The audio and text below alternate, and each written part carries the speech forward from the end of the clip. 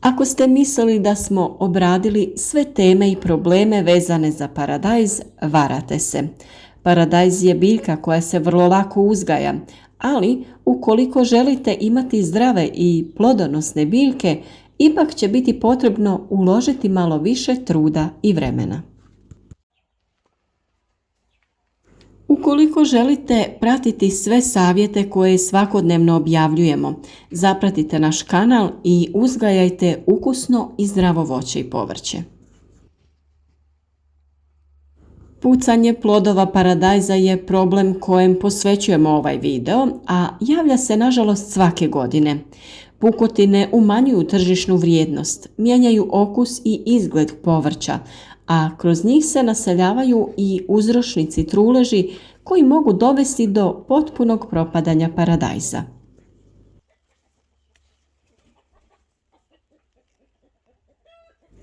Paradajz je najčešća vrsta povrća koju uzgajamo u bašti. Njegov uzgoj nije tako jednostavan kako nam se čini na prvi pogled. Cijeli njegov vegetacijski period prate brojna oboljenja, napadi insekata i drugi problemi.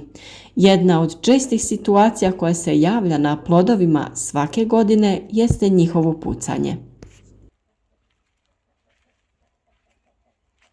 Na našem kanalu imate vrlo detaljne videe o uzgoju paradajza, prihrani, oblikovanju stabla, zaštiti i svemu što je neophodno da znate i učinite kako bi imali zdrave biljke, krupne i ukusne plodove.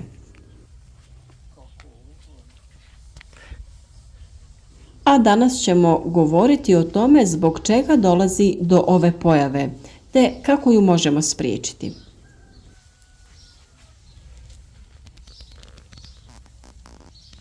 Pucanje paradajza može se javiti i na zelenim, ali i na zrelim plodovima. Ovako povrće ima manju tržišnu vrijednost. Plodovi su podložni propadanju zbog naseljavanja gljivica i bakterija koje dovode do potpunog truljenja. Pucanje može biti kružno ili zrakasto od osnove i širi se po čitavom plodu. Kod kružnih pukotina može biti obuhvaćen cijeli paradajz, a zrakaste pukotine šire se od osnove prema vrhu povrća.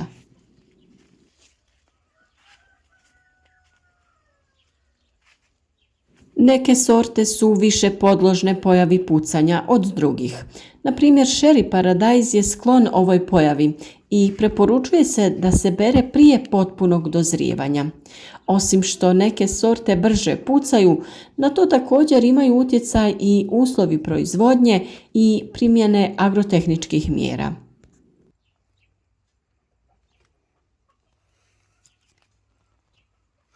Naime, do pucanja dolazi kada period suše i visokih temperatura bude naglo prekinut obilnom kišom ili obilnim zalijevanjem.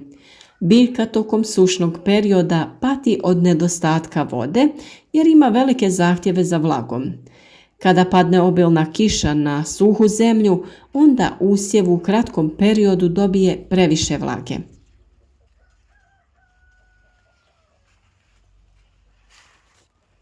Plod u ograničenom vremenskom periodu usvaja vodu, a njegov rast, posebno površinskog sloja, ne može da isprati taj nagli priliv vode.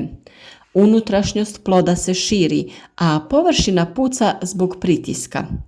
Pokožica ploda također puca jer se ne može razvući. Pucanje smanjuje unutrašnji pritisak, ali istovremeno pukotine postaju ulaz za prodor patogena, koji naravno izazivaju truljenje, mijenjaju okus i izgled povrća.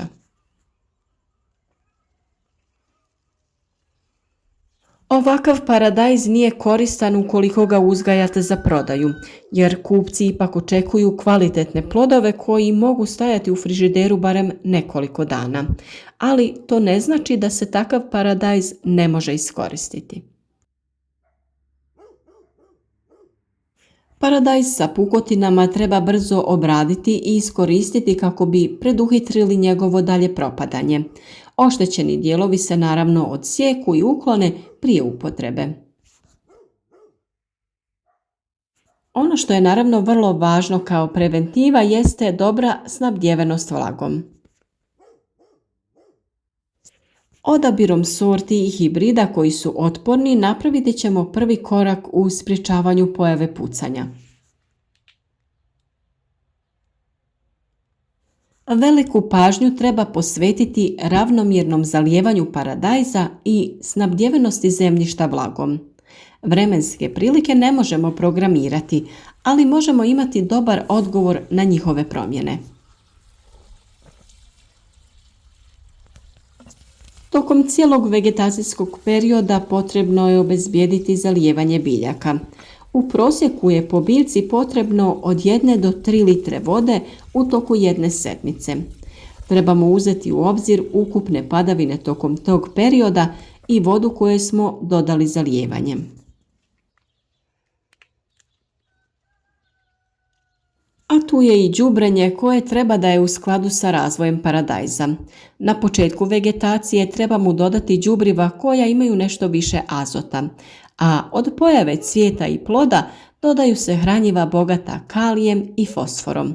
Dodavanje previše azota u ovom periodu može pogodovati pojavi pucanja paradajza.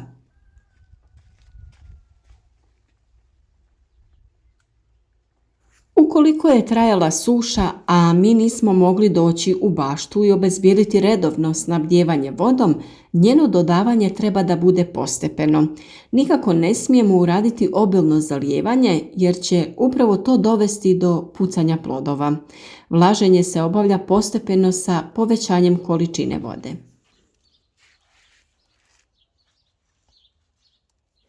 Na vremenske prilike ne možemo utjecati, ali moramo pažljivo promatrati i djelovati sukladno sa njima. Biljka za vrijeme hladnih, oblačnih i kišnih dana ima manje potrebe za vodom. Potrebno je održavati konsistenciju, to jest ujednačeno zalijevanje biljke.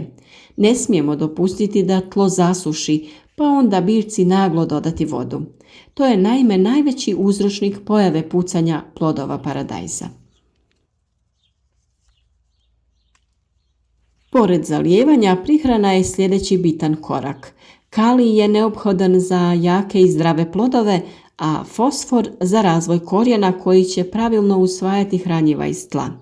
Dodavanjem kalcija biljci osiguravamo neophodne elemente za čvrste plodove bez oboljenja, truleži i sl.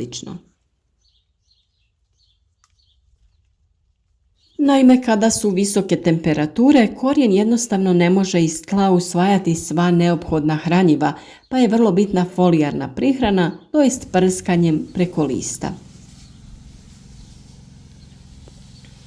O svim ovim temama imate posebne video savjete koje se nadam da ćete pregledati i primijeniti u svom vrtu. Trudimo se da vam damo kvalitetne i pravovremene savjete koji su naravno provjereni i testirani na našim biljkama kako bi uvidjeli kako i na koji način trebate reagovati.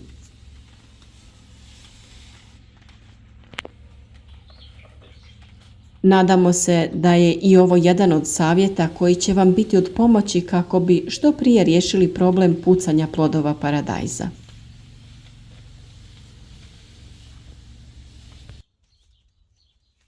I naravno ne zaboravite, i ti plodovi su iskoristivi, te ih morate što prije pobrati i preraditi ili pak spremiti u zamrzivač kako bi ih kasnije iskoristili u neko jelo ili u pripremi zimnice.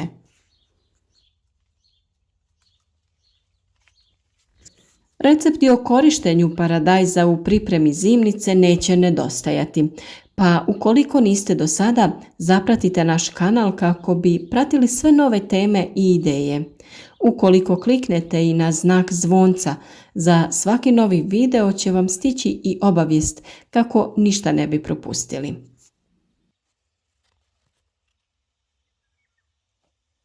I ono što vam uvijek kažemo za kraj jeste da uživate u vrtlarenju, u plodovima koji nas ovih dana naveliko usrećuju i družite se svako jutro s nama uz novi video savjet. Vaši komentari su uvijek dobrodošli, pa neka tako bude i ovaj put. Ako nemate pitanje, dovoljno je da nam se samo javite, da znamo da ste tu uz nas. Lijep pozdrav svima i ugodan dan vam želimo.